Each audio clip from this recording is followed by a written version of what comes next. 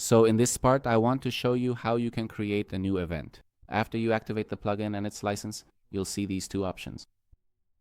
You can either click on Add New Event from here in any of these sections, or you can click on Create a New Event on this page. After you click on this option, you'll be taken to the Events page. That's where you can create a new event. Here it also clearly tells you that first and foremost, you will need to set a distinctive title for this particular event and then proceed to publish the page. After you have successfully published the page, the comprehensive and essential main details of this specific section will become fully available and accessible to you. In the very first and initial step, it is highly recommended that you meticulously create a category. First, you absolutely need to carefully create the categories and then click the Save button so that you can effectively add the various seat categories here within this system. If you don't do this, no categories will be applied for you here. So, for example, I'll add a category called VIP,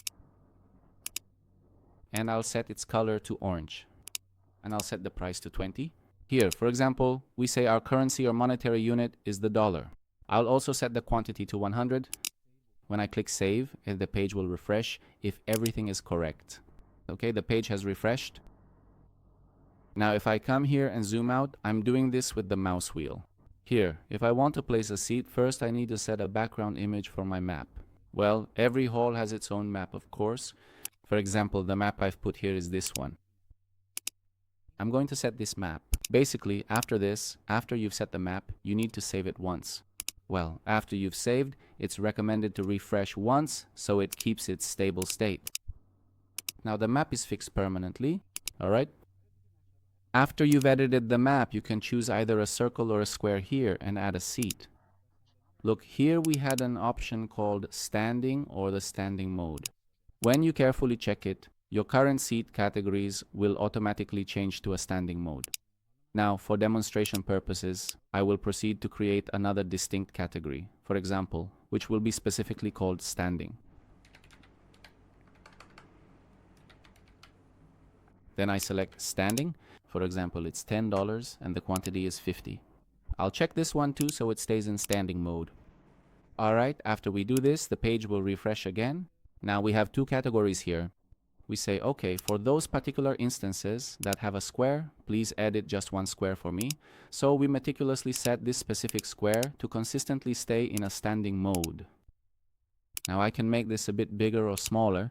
Of course, it's highly recommended that you save your work once more right here, just to be absolutely sure. Let me just refresh this once again so that I can obtain its somewhat smaller and more compact appearance, allowing for a clearer view. Alright, I can place this however I want. For example, I'll put the standing one here. This standing mode becomes our standing chair. So when I click on it, this section opens up. This is our standing mode that we've placed here. Now, you don't have to write anything for it. It doesn't make any difference. Or you can consider a route for it with a column and the chair name. In the next step, I'll create a circle to fill these chairs. Okay, once this circle is created, I save and refresh the page. Now, I'm telling you this to make things more stable. So I want this circle to be in the VIP category. Its price is 20. Alright, I'll come here. Make the circle smaller so it matches the size of the chair and set its category to VIP. I'm making the page smaller. Alright, this one here, its row is 1 because the table is 1 and the chair's name is also 1. We start from 1. Okay. Alright, this one is also 1. Now, how many of this type of chair do I want, for example? 1, 2, 2, 1, 2, 3, 4, 5, 6, 7. I want 7 of them. Alright, I will have it duplicate this for me, creating 7 distinct pieces with the row number, or specifically row 1, because the table itself is designated as number 1. Okay, 7 were added. I'll pick these up one by one. I'll come over here and carefully arrange them.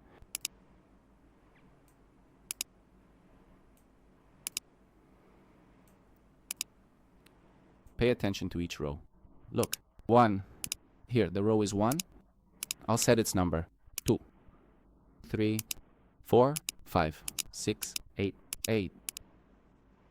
In row 1. And this one became VIP. Then I come here and click Save.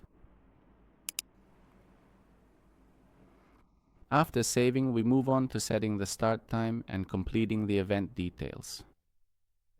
In the first step, we set the start date, meaning when the event will begin. For example, we meticulously set it to Friday at precisely 6 in the evening, specifically 6 p.m.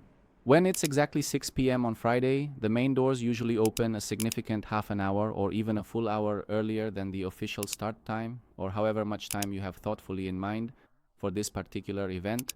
For instance, I'll personally set it so the Grand Hall doors will officially open 1 full hour earlier than scheduled, allowing ample time for preparation and guest arrival. This shows your customer that they need to be there an hour before. At the end of the event, we also say Friday at, for example, 8 or 9 at night. So, for example, your event lasts 2 hours, whatever the event may be. The currency can be different for each event. That means you could have a website with 1,000 different events all over the world. So your currency or monetary unit can be quite different. For example, it could be the rial, it could also be the dirham, or it could even be the ruble, depending on the region. It could be anything. So I'll set this, or we'll set it to euro, or we'll set it to dollar. Let's set it to dollar.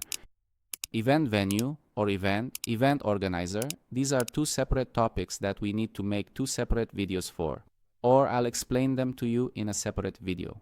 But in general, you can event names, the name of the venue and the name of the organizer, meaning each event has a venue and an organizer, and you can select their names from here.